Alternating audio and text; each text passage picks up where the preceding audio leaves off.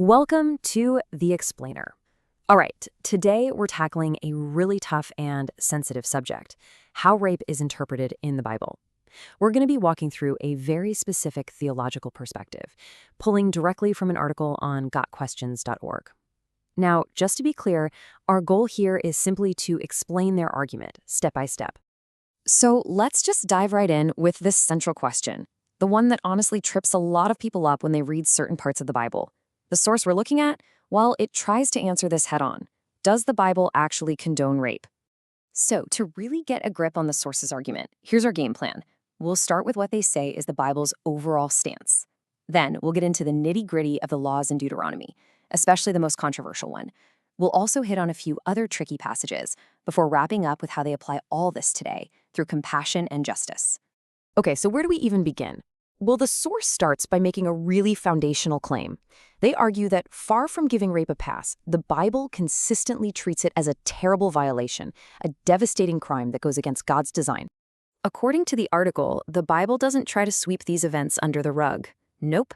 Instead, it puts them front and center as these horrific acts with absolutely devastating consequences for everyone involved.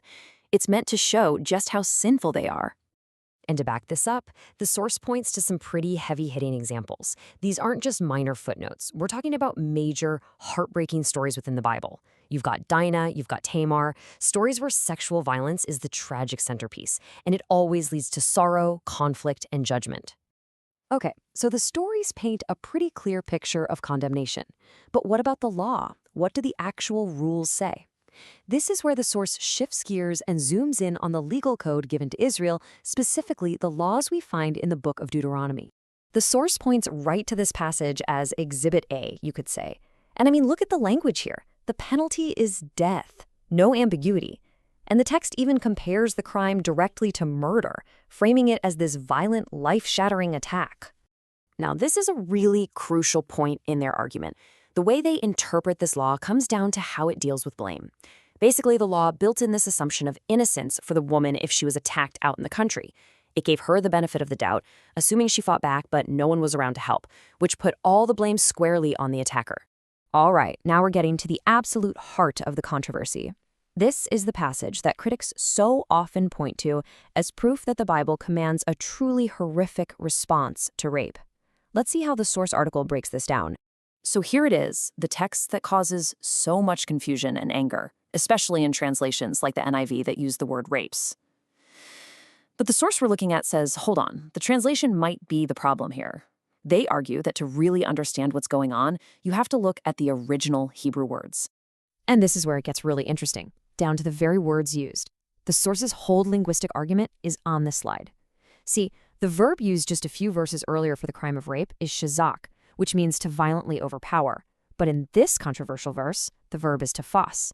They argue to fuss just means to seize or to take, and in this legal context, it implies a totally different nonviolent situation.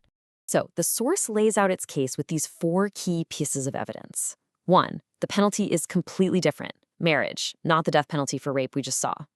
2, there's another law in Exodus that gives this exact same penalty for consensual seduction. 3, the text says they are discovered, which suggests both people were involved. And 4, the different verb. So from their perspective, these verses aren't about rape at all, but about the consequences for consensual sex outside of marriage. Now, it's worth saying this is a very specific linguistic reading, one that is debated by scholars, but it is the central argument of the source we're explaining. Okay, so we've tackled Deuteronomy, but what about other difficult passages? Because there are definitely more that critics bring up. One of the big ones comes from a military campaign led by Moses in the book of Numbers. So here's the deal. Critics will look at this command to keep for yourselves the virgin captives and see it as a green light for rape. But the source's explanation pushes back. They argue that the word rape is never even used and that a modern assumption is being read into the text. They also say any such act would have flat out violated other mandatory purification laws that applied to everyone, soldiers and captives alike.